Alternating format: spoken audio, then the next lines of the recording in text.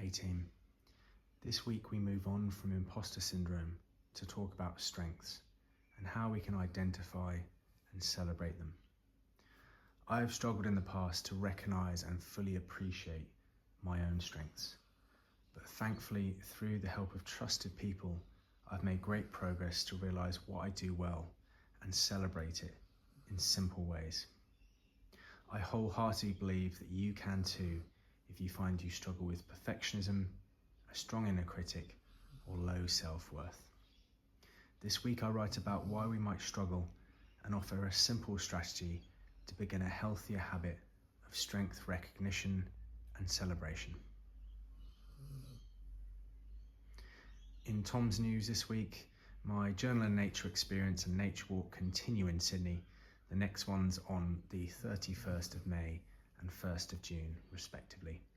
You can get your free tickets for the next experiences via my website in the link in this email. Snippet number 70, Finding Strength. My brief story is that for many years, I've struggled to see my strengths as others around me do. This was due to my upbringing, and as I grew up, a reinforcement of core beliefs created as a child. Britain itself is great at bringing people down, whether it's the news media, comedy, or the comments made between friends and family. We know how to keep people grounded. For me, the combination of different external stimuli developed in me a strong inner critic, perfectionism, low self-worth, and as a result, depression. Of course, that's the simple story because I don't have time to expand it in this email. However, I've changed much of my former operating system and continue to do so through my coach and a trusted friend. A big part of that change has been to give myself the opportunity to sit down and truly reflect on it. Where are you from? Japan, the Netherlands, Canada, Chile, Scandinavia, Britain, Australia, and New Zealand all have a phrase about bringing people down to earth.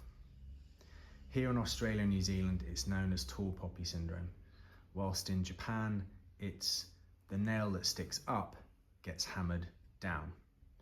I'm sure there are many others. Good old Blighty may not have a specific phrase, as the downplaying behaviours are subtle and ingrained in society as normal. But here's two examples. Satire and humour. British comedy can be self-deprecating, sarcastic, derogatory, and of course, hilarious.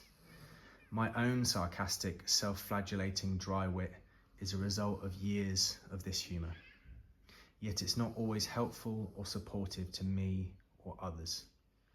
Brits find it easier to take the piss than celebrate someone's strength and success. Sense of humility.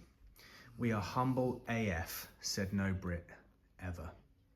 We have a strong tendency to downplay our achievements or to make fun of someone who appears, well, successful. It's been built into our behaviours from an early age, or at least for those of us over the age of 30.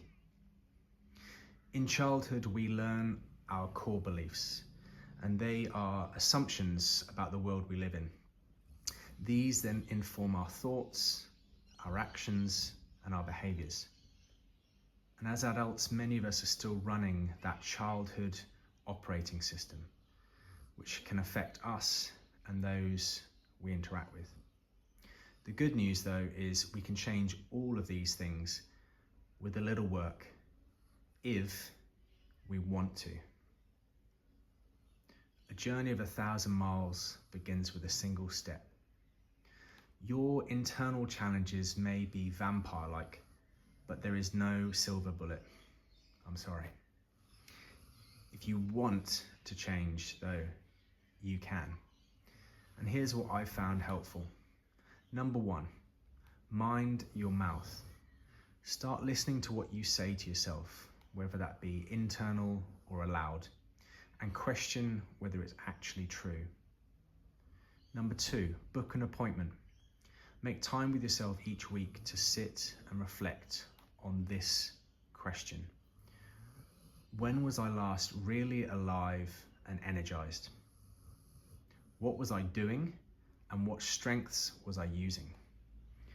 And I'd probably give yourself an hour at least for that. Number 3, trusted friend. It may not be your family or a close friend. You may not even have one, and that's okay. That's why we have therapists and counselors, after all. Just ask a trusted friend what qualities they appreciate about you.